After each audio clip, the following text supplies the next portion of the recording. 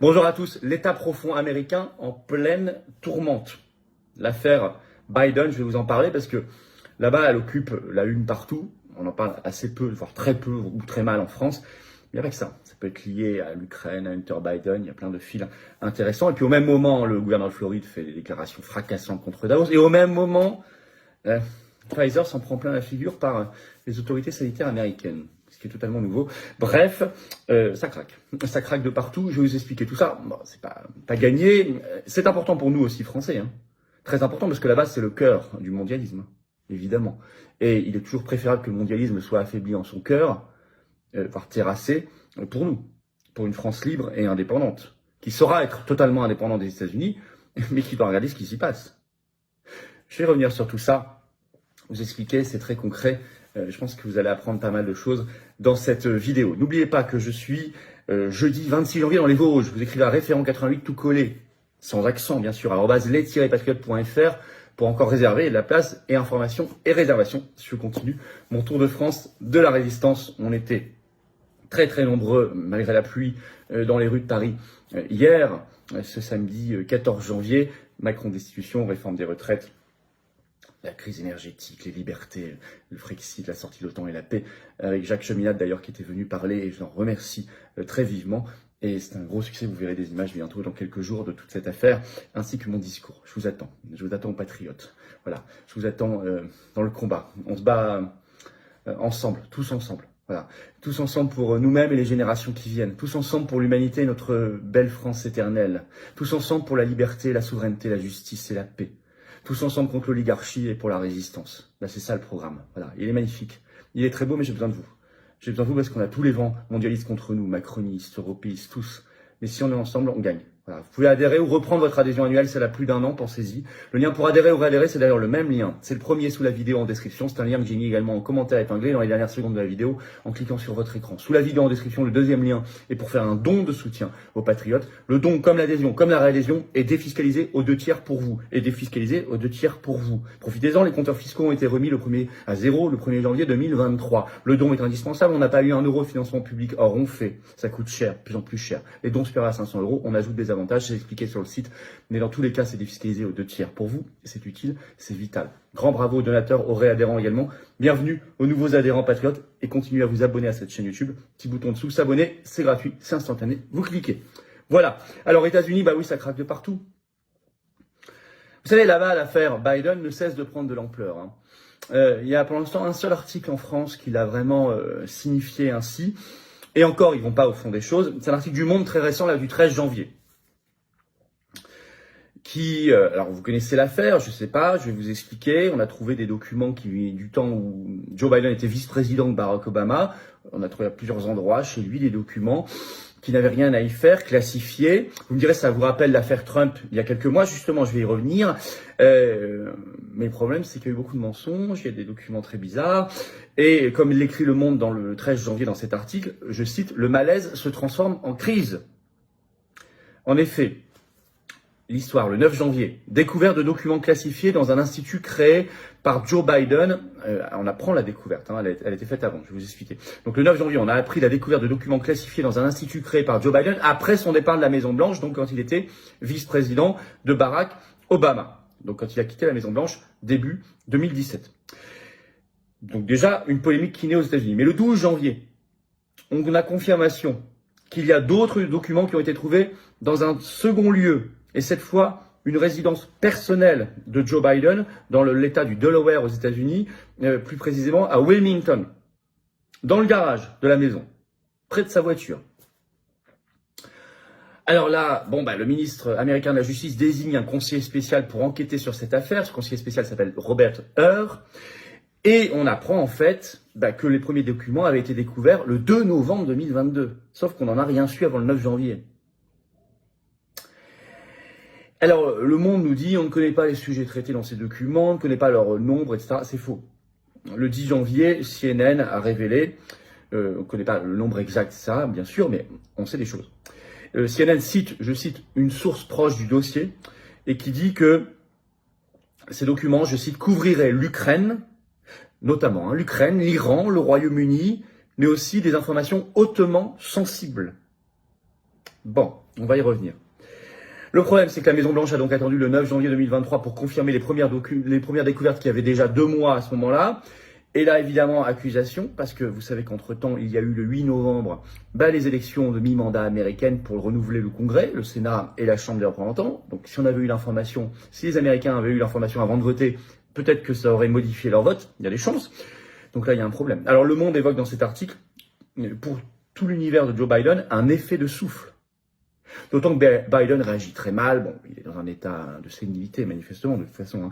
Il s'est dit surpris, il parle mal, il bafouille. Bon, qu'ont-ils à cacher? Alors, l'opposition américaine, les républicains, évoquent évidemment un 2 poids 2 mesures, car souvenez-vous, je le disais, en août dernier, il y a eu un raid du FBI dans une résidence de Trump en Floride, à Mar-a-Lago, pour la même raison, parce qu'il y avait des documents qui n'avaient rien à y faire, etc., classifiés. Et donc, selon James Comer, qui a dit ça sur une télé américaine TV Newsmax, qui est le nouveau président de la Chambre de contrôle, de la commission de contrôle, de la Chambre des représentants aux États-Unis, donc qui est républicain, je cite, il pourrait y avoir le triple des documents de ce que Donald Trump avait. Ça pourrait être une affaire bien plus considérable. Et il dit qu'il y aura des révélations distillées, je cite, par une personne à l'intérieur de l'administration Biden. C'est intéressant. Par ailleurs, le même James Comer a annoncé, ça y est, qu'il lançait les investigations concernant le fils Biden, Hunter Biden. Alors là, on est sûr de peut-être de la pédocriminalité, l'Ukraine, la corruption et tout le reste, la drogue. On en apprendra bien sûr dans les semaines qui viennent grâce à cette enquête officielle. Je cite toujours cet article du Monde. L'équation politique change radicalement pour la Maison-Blanche en ce début 2023. C'est le moins qu'on puisse dire. Et Donald Trump lui-même charge. Il a publié un communiqué ce 10 janvier. Il a demandé pourquoi il n'y avait pas de perquisition, je cite, dans les nombreuses résidences de Joe Biden et peut-être même à la Maison-Blanche. Ben oui, puisque lui, il avait eu le droit des perquisitions. Pourquoi il n'y en a pas concernant Biden? Et le fils de Donald Trump sur Twitter, lui, a parlé de double standard. Mais ça va très très loin, hein. Ça secoue beaucoup. Vous savez, cette analyse sur Fox News le 13 janvier, est-ce le début de la fin pour Joe Biden? Et puis, y a-t-il un lien avec l'affaire Hunter Biden? Ça, c'est très intéressant, parce que là, on est au cœur de l'état profond. Du marais, du marécage qu'il faut drainer. Ainsi, sur Fox News, vous avez l'analyse du journaliste Jace Waters, le 13 janvier. Et le titre « Hunter Biden a ses empreintes digitales partout ». De manière figurée, hein. C'est en gros pour dire, il est partout dans cette affaire, en fait. Il n'y a pas que Joe Biden. Parce qu'on a appris que Hunter Biden était propriétaire de la maison où Joe Biden a rangé ses secrets, écrit le journaliste, mais en fait, il est propriétaire, en même temps, il affirme qu'il paye 50 000 $ par mois de loyer à son père. 50 000 $ par mois, 600 000 $ par an. Et le journaliste s'interroge, dans cet article, est-ce un moyen, discrètement, de reverser de l'argent que lui a eu illégalement à l'étranger en liquide à son père? De le transférer? Non mais vous voyez, on peut tirer le tiroir, on peut tomber sur des choses incroyables. C'est à suivre, c'est nébuleux, c'est potentiellement énorme, c'est évidemment explosif. Et la charge contre l'État profond ne s'arrête pas là. Vous en avez eu une très puissante le 10 janvier par Ron DeSantis, le gouverneur de Floride qui vient d'être réélu brillamment contre le Forum économique mondial de Davos qui ouvre ce lundi 16 janvier. Pour toute la semaine, on en reparlera bien sûr. Il a fait, lors d'un discours, Ron DeSantis, une saillie énorme contre le Forum économique mondial de Davos de M. Schwab.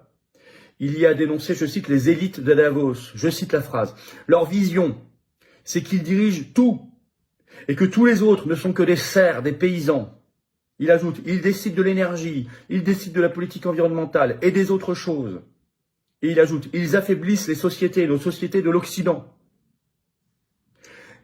Ça suit d'une semaine un autre discours qu'il a déjà fait contre Davos. Lors de son discours d'introduction, le 3 janvier, il avait dénoncé les élites technocratiques, les jet-setters de Davos.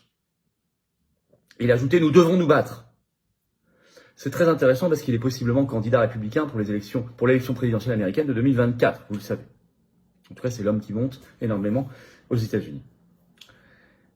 Et puis au même moment, comme s'il fallait enfoncer un clou supplémentaire, pas encore dans le cercueil, mais bon, dans ce qui peut s'y apparenter de plus en plus de l'oligarchie américaine, l'État profond, vous avez CNN, donc très officiel, hein, qui révèle le 13 janvier, je cite le titre, hein, les CDC, donc c'est les centres sanitaires américains, le 13 janvier, ont déclaré qu'il y avait un problème de sécurité possible avec le vaccin bivalent contre le Covid-19 fabriqué par Pfizer et BioNTech. Fin de citation, l'article de CNN est en ligne.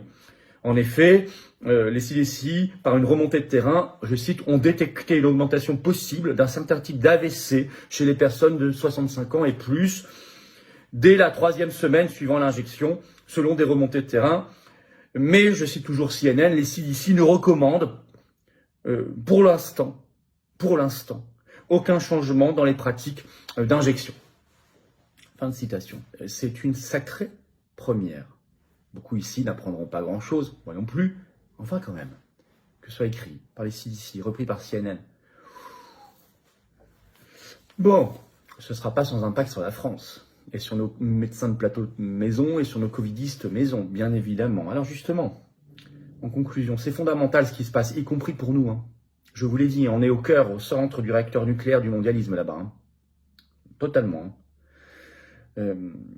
Donc on doit tout faire, et vraiment espérer là-bas que ça continue de bouger dans le bon sens. Mais si vous avez suivi mes vidéos ces derniers mois, vous n'êtes pas non plus très surpris par la dynamique en cours. On est dans une ère de vérité, de révélation, et ça bouge. Mais ça ne se fera pas tout seul, c'est à nous de le faire. Ici aussi, en France.